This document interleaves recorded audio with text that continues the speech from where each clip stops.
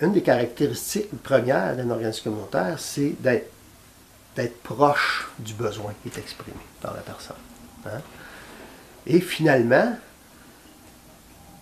c'est de cette façon-là, beaucoup, en premier lieu, je dirais, pas la seule, mais en premier lieu, que la personne qui vient pour chercher un service ou pour une réponse à ses besoins dans un organisme communautaire va influencer l'organisme communautaire. Par définition, c'est ça. L'organisme va s'ajuster aux besoins du milieu tels qu'ils sont exprimés par les personnes elles-mêmes.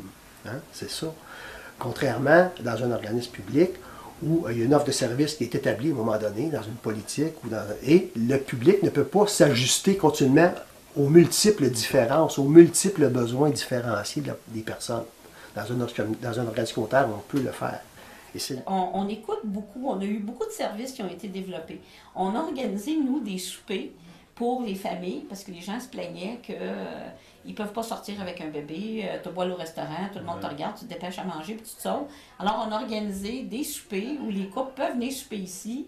On a une garderie de l'autre côté de l'église, donc ils nous prêtent leurs locaux. On engage des gens qui s'occupent des enfants pendant que les parents soupent tranquilles. Les parents qui ont des bébés au salon, on a des gardiennes pour les bébés. Les mamans qui ont besoin d'allaiter vont aller allaiter, ils vont revenir. On a créé ça parce que c'était une demande de notre clientèle. La dernière année n'a pas été évidente côté financier pour l'ensemble de la population, je vous dirais. Et donc, on a dû faire face à plusieurs demandes qui étaient comme... C'est sûr qu'on ne peut pas prévoir des demandes en quelque sorte, mais on a eu une hausse quand même assez importante sans avoir de ressources de plus. Donc, il faut toujours être inventif et créatif dans nos façons de faire. C'est assez étonnant de voir comment qu'un organisme qui offre des services de maintien à domicile a des choses en commun avec une maison de jeunes. C'est assez étonnant. Et c'est toute l'approche dont on a parlé tantôt, la relation qui s'établit. Tout se passe au niveau de ça. Qu'on soit une maison de jeunes, un organisme de déficience intellectuelle, un organisme en santé physique, un organisme qui fait du maintien à domicile, un centre de femmes, malgré leur diversité, il y a quelque chose, il y a beaucoup, beaucoup de choses en commun qui sont dans l'approche, dans la façon de travailler, d'entrer en relation avec les gens. C'est un petit peu ça le lien d'appartenance qu'on a avec nos jeunes. C'est pas un lien d'autorité, c'est un lien d'égalité, c'est un lien de confiance. On dit souvent, c'est beau développer la relation d'aide, mais ça prend avant tout la relation d'être. Fait que si on n'est rien pour ce jeune-là, ben, je pense qu'on ne peut pas l'amener nulle part. Il ne peut pas avoir confiance en nous. Fait que c'est la confiance, on part de là. Une maison de jeunes, on va prendre cet exemple-là, c'est pas nécessairement quelqu'un qui est en situation de rupture sociale, mais c'est des gens qui sont en quête d'identité à l'adolescence, hein, si on prend cet exemple-là. C'est des gens qui sont en quête d'identité, qui vont trouver là, dans une maison de jeunes, un adulte significatif qui va les faire avancer, qui va les faire cheminer dans la vie. Ça, c'est une chose. C'est très différent dans un organisme d'alcoolisme et de toxicomanie, par exemple, où des gens qui ont un passé souvent lourd, hein, très lourd, et qui se retrouvent, c'est des situations comme ça où les gens disent, regarde, s'il n'y avait pas eu ça, moi je ne serais plus là, moi, cet organisme-là m'a sauvé la vie, et qui réussissent à s'en sortir parce qu'ils vont trouver là un lieu d'ancrage, un lieu où ils vont rencontrer toujours la même chose, une personne significative avec qui ils vont, pas nécessairement un intervenant, d'autres personnes aussi, hein, c'est souvent de l'entraide aussi. Le partage entre les membres aussi, il est extrêmement intéressant et précieux. Quand on a un problème, c'est rassurant de rencontrer quelqu'un qui a vécu quelque chose de semblable ou quelque chose de moins pire ou quelque chose de pire, mais ça nous situe dans l'espace, ça nous situe dans notre vécu, là. C'est une richesse de rencontrer d'autres personnes qui sont passées par les mêmes étapes ou des étapes semblables à ce qu'on a vécu.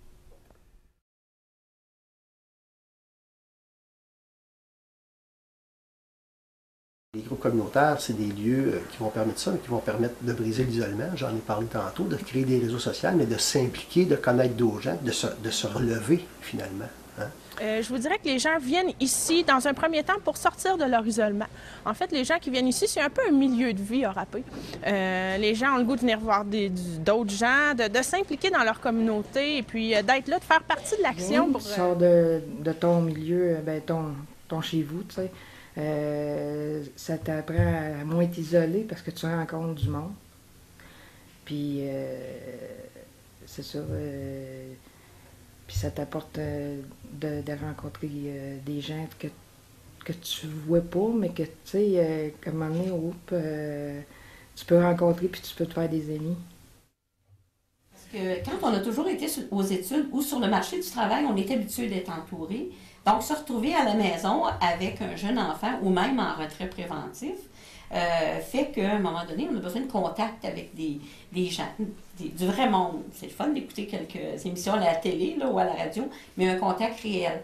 Donc, créer un réseau d'appartenance, c'est super important pour les parents, je dirais, d'aujourd'hui. Ça l'a toujours été, mais avant, les gens étaient peut-être plus près de leur famille ou les familles étaient plus nombreuses, alors qu'aujourd'hui, les gens, bien, ils se retrouvent à se chercher un réseau.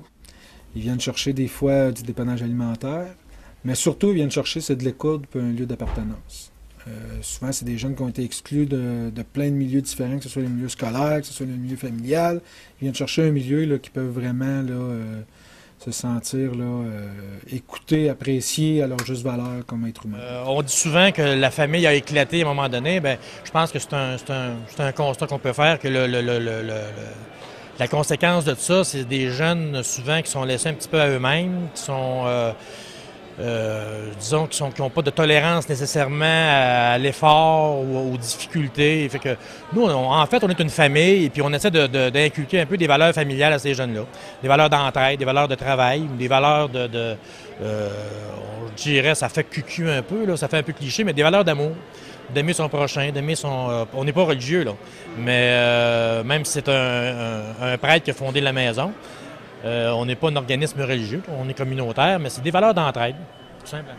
Ça fait que là, on a quelqu'un qui remplace nos familles, nos enfants. Puis à Saint-Narcisse, on a des gens très, très généreux, puis... ouais, je ne sais pas le mot prendre, là, mais ils acceptent ce que c'est qu'ils font, puis ils font ça de bonne volonté. C'est les personnes qui viennent, là, comme elle, là, madame, elle vient pas de reculons, elle vient de... On voit qu'elle arrive à être heureuse. C'est ce qu'on entend beaucoup, ce qui est particulier au communautaire, l'accueil chaleureux que les travailleurs, les bénévoles démontrent pour la clientèle. Souvent, les gens... pour une bonne proportion, c'est souvent la demande d'aide alimentaire. C'est le premier contact qu'ils font vers une résolution de diverses problématiques. Donc, arrivent ici avec plusieurs problématiques là, qui tiennent à nous exposer, à échanger là-dessus. Fait qu'ils trouvent un accueil chaleureux, là, puis ça les oriente vers d'autres organismes. Mais les parents, ils viennent en grand nombre parce qu'ils vont se retrouver pour des activités. Donc, c'est le réseau qu'on veut créer, puis et souvent, les gens, ils vont magasiner, ils viennent dîner ici avec leurs enfants parce qu'ils savent qu'on a un micro-ondes, on a toujours de la bouffe pour les bébés, on a des chaises hautes. S'ils ont besoin d'aller allaiter, on a un salon, on a un endroit, on a des coussins d'allaitement. Donc, on est reconnu comme un lieu physique où les gens ils peuvent venir en tout temps. Communautaire, il n'apporte pas une réponse complémentaire au réseau public, mais il apporte une réponse supplémentaire au réseau public parce qu'on n'est pas du tout dans le même registre. Travailler dans le communautaire, pour moi, c'est un choix parce que j'ai choisi de travailler dans un endroit que je ne veux pas dénigrer, je ne veux pas rien faire, mais l'individu prend toute son importance. C'est sûr qu'à l'hôpital, c'est une chaîne de malades. Il y en a tellement, mais tellement, mais tellement, qu'on est tout petit là-dedans. Ici, on est plus une personne. Je pense que c'est vraiment la motivation, les gens quand ils viennent ici, les bénévoles, les travailleurs, c'est vraiment de dire je réponds aux besoins de base et on le sent de la clientèle, c'est apprécié. Donc c'est vraiment motivant de mettre tous les efforts là, pour assurer un bon service quand on pense que les enfants, les gens sont capables de manger aujourd'hui, demain, après-demain parce qu'ils sont venus nous rencontrer. Donc c'est une grosse motivation là, pour le travail accompli.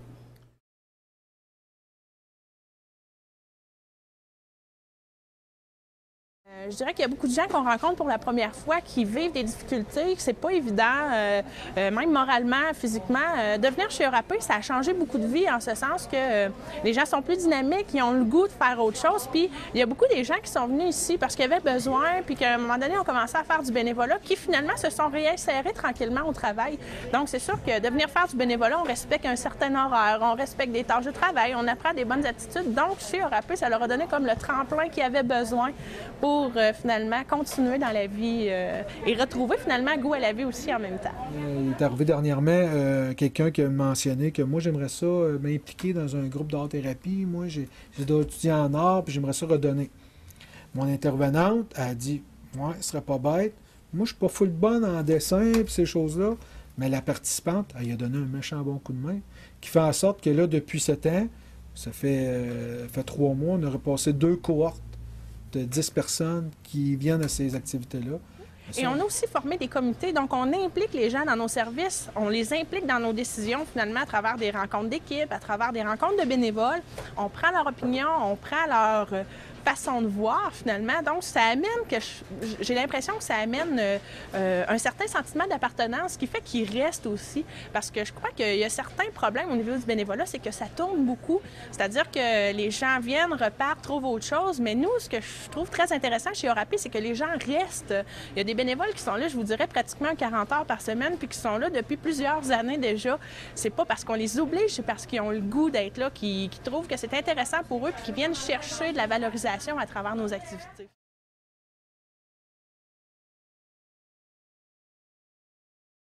Je pourrais dire qu'on ne sait jamais de quoi la journée va être faite. On arrive le matin et puis on a une problématique qu'on n'avait pas prévue qui arrive. Donc, ça brise un petit peu le rythme de ce que tu avais prévu dans ta journée. Puis finalement, les heures de travail s'étirent le soir ou des fois, tu reviens travailler la fin de semaine à tête reposée pour finaliser des dossiers. On manque de financement, on manque de personnes pour nous donner un coup de main permanent, des employés. C'est sûr que c'est dû à notre financement.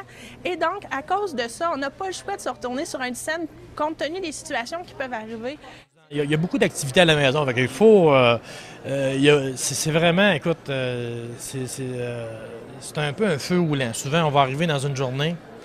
Le matin, on ne sait pas ce qui va se passer dans la journée. Fait que ça revirer sur un 10 cents ou sur un 25 cents, comme moi je dis, là, ça, c'est à tous les jours. C'était quoi ta question déjà?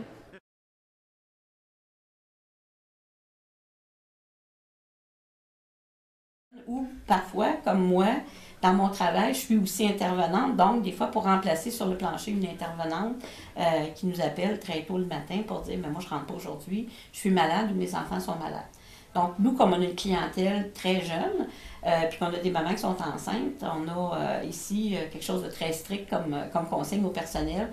Tu es malade, tu restes chez toi, tes enfants sont malades, tu ne viens pas transmettre les virus. Donc, souvent, c'est la directrice qui prend le plancher pour être obligée de prendre la relève de l'employé. Il y a déjà 6 ans que je suis ici à Orapi. J'ai été impliquée à travers des stages étudiants finalement, puis j'ai décidé de me planter les pieds ici parce que c'est un milieu qui est vraiment très dynamique, plein de défis, puis finalement on est constamment appelé à être créatif. Puis moi je suis une personne qui a besoin de ça.